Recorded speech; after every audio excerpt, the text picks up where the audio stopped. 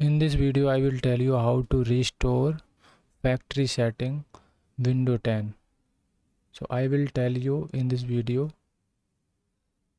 Close this tab. I begin tell you. So first you start button, type factory reset. Reset, this is PC. Option choose you, click. Then choose get start. This is pop-up is important. Choose an option. Keep my file. Keep my file and remove restore during time. This is choose option. Your files is safe. Okay. Cancel. Again start. If you are choose remove everything files, so your files permanently deleted. Okay. Restore ready.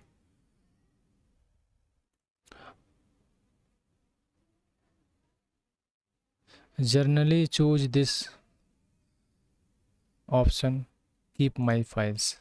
Okay, suppose I click keep my files, and next pop up, if you download cloud, so cloud option choose. Generally choose local reinstall. Choose. Next button, click before, choose change setting. This is restore pre-install setting. Together window reinstall during factory reset. So download reinstall window. Yes, on. Confirm this. Okay, setting. Confirm it. Then next button. This is preparation ready for factory reset. So please take some minute. Ready window automatically restart.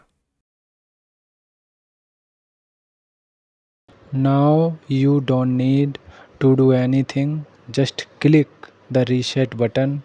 Your PC will restart and the process may take around 20 to 25 minutes.